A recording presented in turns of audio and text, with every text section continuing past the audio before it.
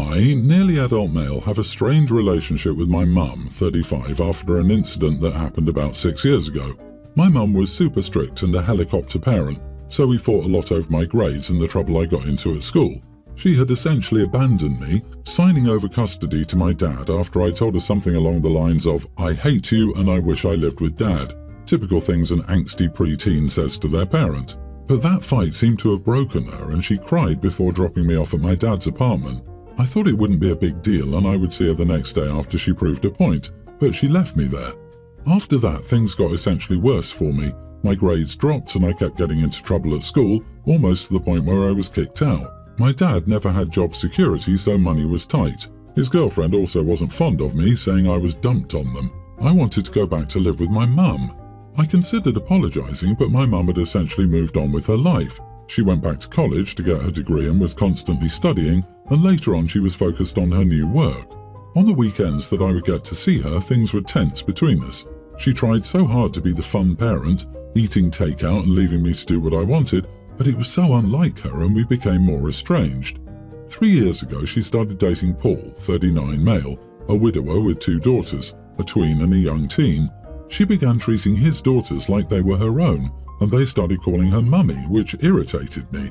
Eventually they moved into my mum's house and changed my childhood bedroom into one of the girls' rooms. I was livid when I found out, saying some mean things about the girls, and refused to go back there for my mum's weekends, but she was confused about why I was acting this way. Because of this fight, she thought I wouldn't attend the engagement party when she announced that she and Paul would get married. Besides, she didn't want me there to ruin the perfect picture of her new family, so I made it a point to go to the party and called her out on her behaviour. I wanted to confront her and tell her she wouldn't have to bother with me after I went off to college, but I may have taken it a tad too far. Everyone kept talking about how Paul's daughters were like her children and how it would be when she had more kids, and it snapped something in me. I called her a horrible parent and told her she was trying to replace me with the little brats after she had abandoned me, along with some other insults I don't really remember. Paul kicked me out and my dad out, saying I was an idiot for making his fiancée and girls cry and ruining the engagement party.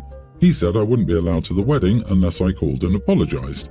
I may have taken it a bit too far, but my dad agrees she had it coming after she abandoned a young child at an age when I needed my mother. So, am I the idiot for ruining my mum's engagement party after she abandoned me when I was 11, and should I apologise? Kiddo, sorry this happened. What she did was selfish and she hasn't made up for what she did. You're still young and can learn from her mistakes. Your best course of action will be to succeed in life. You are not the idiot. With the caveat that the engagement party was not the place to have this blowout despite it being understandable, but it would help if you saw someone before this eats away at you. You're letting her and what she did live rent-free in your head and continue to mess you up. You need to deal with this sooner, not later. You are the idiot. Trying to help your child and being strict with them after they get bad grades and get in trouble at school is normal. You didn't like the consequences of your actions, so you lashed out, and you got precisely what you wanted. She was too strict and helicoptering. You hated it. She was the chill weekend parent. You hated it. Didn't want to live with her. Got what you wanted. Deal with your actions and stop blaming her for them, and please either apologise and change your tune or leave that woman and her family alone. Also, Mom didn't even abandon you. You saw her on the weekends and she gave primary care to Dad, like you wanted. She didn't ghost you. I disagree. Jesus, you're in here holding an 11-year-old child to a standard we don't usually hold adults to. Kids are allowed to make mistakes, and adults are supposed to be there for their children and get them help when needed. Normal people don't go from being helicopter moms to abandoning a preteen and then emotionally checking out for the next bunch of years when there's a visitation. She may have emotional issues, but that's not the child's fault, and she should be apologising to her child. I'm a 50-year-old dad here, and my daughter, 22 female, has always been passionate about climate activism, which my wife, 49, and I have supported, up to a point. We believe in the cause, but also in acting within the law. Well, it turns out she's taken things too far this time.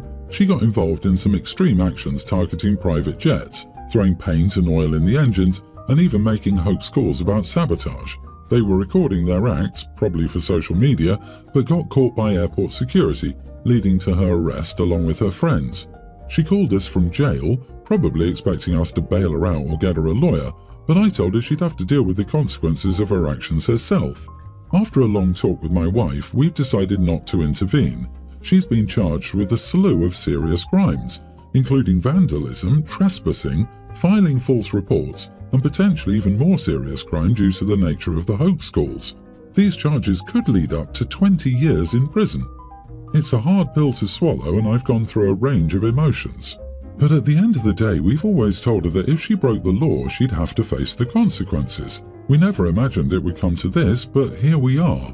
I don't feel bad for her, as harsh as that sounds. She's an adult and made these choices, fully aware of the potential outcomes. If she ends up serving time, it's a result of her actions and hers alone.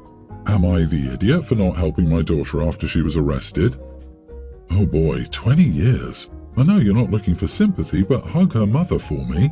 From one mom to another. I can't imagine what you two are going through and how hard this decision is for you. I'm very sorry you've had to make this choice. You are not the idiot. Personally, I'd have to get my child a lawyer. I wouldn't bail her out of jail though, even if I disagreed with anything she did that would land her in prison. I genuinely feel bad for everyone in this situation. If people who feel that passionate were encouraged to find solutions instead of some encouraging this behavior, more could be accomplished.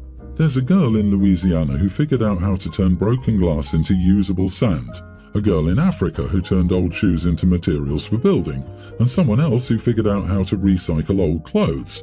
We must encourage them to find solutions, not throw paint and oil in the engines. I can't believe she was fool enough to record herself committing the crimes. I'm shaking my head. What is wrong with people like that? You can't claim you're not guilty when those recordings are shown in open court. She may as well plead no contest because she ain't getting off with evidence like that. I'm sorry, OP, because it's your child, but your child showed a stunning lack of judgment and incredible stupidity. Don't get me wrong, climate change concerns me greatly, but that doesn't make it okay for activists for any cause to behave militantly, being violent, destructive, or endangering others. She belongs in jail. I want to start by saying I've done everything for my children. I was there at the hospital for their births, signed the birth certificates, changed diapers, and always provided them with food and designer clothes. But my ex is extremely manipulative and has tried to turn my children against me since day one. She manipulated my older daughter, who refused to talk things out with me. I will still forgive her once she finally decides to snap out of my ex's manipulations and come back to me. Me and my younger daughter, Sarah, had a great relationship until she suddenly flipped the switch in her senior year and was also poisoned against me. When Sarah was applying for college, I didn't want her to go far because she had book smarts but lacked common sense, and I didn't want her to fall for scams. I even offered to buy her a car if she lived with me and commuted to a local school. But Sarah said the local programs didn't have what she wanted. I found it insulting because I went to a local college, and despite what my ex thinks, I'm highly educated without some PhD. Sarah didn't listen to my input at all. She and my ex barely involved me in her college application process, and my ex was extremely unhelpful. I would just ask basic questions like tuition, since I was going to spend considerable funds, and she would either send website links or answer the question. It would have only taken a few seconds for her to answer the question, so I could stay in the loop about what was going on. But this was part of my ex's way of turning Sarah against me. Sarah enrolled at an out-of-state college, and I didn't even find out until May because my ex didn't bother telling me. I didn't even get to see Sarah off at the airport since she didn't tell me she'd left until after she was already gone. I constantly text Sarah to ask how things are going, send her funny Facebook posts, and ask her to call me. I even offered to split the cost of plane fare so Sarah could visit over the holidays. She only responds via email, and it's always her saying she's too busy. I'm frustrated and tired of this. She's taking many classes right now, but I'm her father, and it would only take a second of her day to text me back or talk to me on the phone for 5 minutes. I have supported and been providing for Sarah since day one. I'm done being disrespected when I've bent over backward for 18 years to give her everything and have sent $7,000 just this year for her schooling. I could be doing a million other things with that money. Maybe I am at fault for enabling it for so long, but not anymore. I sent an email telling her that I was done with being disrespected and that if she couldn't even give me the time of day, then my ex could find someone else to split the cost of her schooling with. I sent the email over 2 hours ago, and I'm still waiting for a response. I know my wording might seem harsh, but I'm just so done with being disrespected. Am I the idiot? You are the idiot. How you talk about the women in your life is upsetting and concerning. Of course you paid for everything your kid needed during her childhood. That was your freaking responsibility. You don't get a trophy for supporting the children you choose to bring into the world. You aren't unique. Now that she's 18, you could cut her off if you wanted to, but you'd be stupid to think that she's going to come crawling back to play by your manipulative rules with all the hugs and kisses for her daddy. She'll do what most of us had to do. She'll take out loans to cover what you stop paying. You'll never see her again. Forget about her potential future grandchildren. You won't be their grandfather. I don't think your wife had to turn your children against you. You did that all by yourself. Exactly. Sounds like the ex didn't have to poison the kids against him. They just realized how terrible of a person he is on their own. Of course, classic narcissist. It couldn't have been the consequences of his own actions. And he bought food for them. How could he possibly be the ex? He's such a catch. LOL, he got mad that the ex didn't lay out exactly what their daughter was doing for college and only sent a link so he could educate himself, and said it was one of the things she does to turn his daughters against him. Like, what the heck? How can you even come to that conclusion? I have to read something. She's turning them against me. I wouldn't have expected much better for a guy who put signed their birth certificates in the list of outstanding parenting achievements. Update. It has been a day and my daughter has still not even bothered to respond to me. I am not going to just take this disrespect. I've received so many messages making assumptions about what kind of a father I was and attacking me for not enabling a disrespectful adult. I hope you will enjoy handing thousands of dollars every year to support the education of an adult who can't even be bothered to give you the time of day after you've done everything for them. Thank you to the few mature and reasonable people who understand I am not required to enable a disrespectful adult child. My mother-in-law scolded me a few weeks ago for not giving my mother more access to my son, an infant. That time, my husband told her we were the parents and didn't need her to interfere in our decisions for our son. He also told her that none of this was her concern and she should stay out of things when she doesn't know the full story. Mother-in-law tried to argue with my husband, but he shut her down firmly. 2 weeks ago, my mother-in-law brought this up when my husband wasn't present, and I told her that I understood she felt she was advocating for a fellow grandmother and mother of a grown child, but she didn't understand my mother. I told her my mother was cold and uncaring. She had 3 kids, and my older siblings had no contact with either of us for over 20 years because as soon as they were able, they moved out. Even when they were minors living with us, they spent most of their time out of the house. I remember she was just as cold to them as she was to me. I told her I'd never felt loved or cared about by my mother.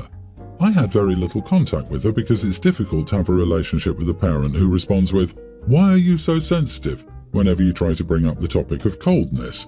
I told her my mother had accused me of being too sensitive and so emotional my whole life. I told her I was never held, hugged or kissed by my mother in my memory, and I did not want that for my child, and that I do not want to have her around more to expose myself to that pain, and that I've worked on myself for many years to be a better mother than she was. I told her I didn't want to discuss it again and asked her to have some compassion. On Thursday, my mother-in-law stopped by and told me she ran into my mother, who told her she was trying to meet her grandson. She told me my mother was very upset. Then she told me I should forget about the past and let her be a better mother and grandmother in the present and future. She told me I was wrong for holding the past against her, and she clearly does care now. She spoke to me like a child, and I became angry.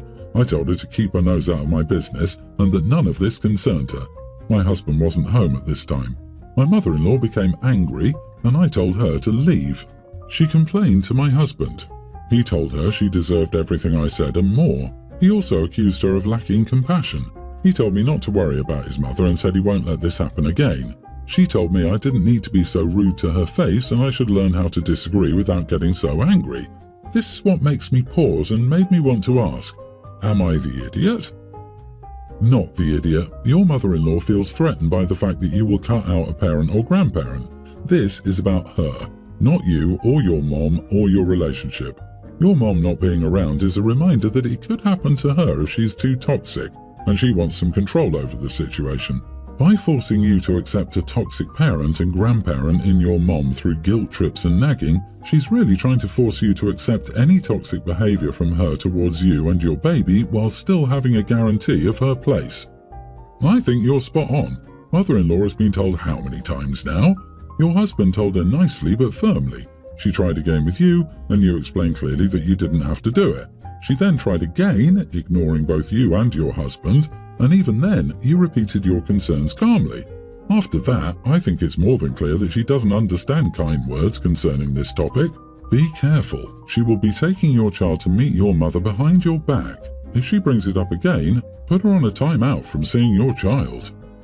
I recently gave birth to my husband and I's first child, a girl. When I was pregnant, we had a lot of trouble deciding on a name, but I finally found one I liked, and my husband said he was fine with it. My husband was playing Street Fighter and I watched it for a few seconds. The character Juri was on screen and something just clicked. I loved the sound of the name and brought it up to my husband. He was a bit unsure at first since the character is apparently a psychopath. I don't really know anything about the game or character, but I assured him it would be fine since we aren't literally naming the baby in honor of the character, and that since it's also a real name, it's not like it's inherently tied to that. He agreed to go along with it and said it was a nice name regardless. So, months later, the baby's born and I'm talking with a friend. She ended up asking how we picked the name Juri, and I brought up that it was kind of a funny story and explained how we picked it. She was kind of astonished, saying that I was naming my child after a villain who's a psychopath and that I was setting my daughter up to be bullied. I argued that it's a real name and not like I was naming the kid something like Darth Vader, where anyone who hears it will immediately associate it with a villainous character. My husband said he went to high school with someone named after Melina from Mortal Kombat, who is also apparently a crazy villain character, and everyone just thought it was cool when they found out. The friend just said I was setting my daughter up for a lot of hardship in the future, and now I'm second-guessing my choice.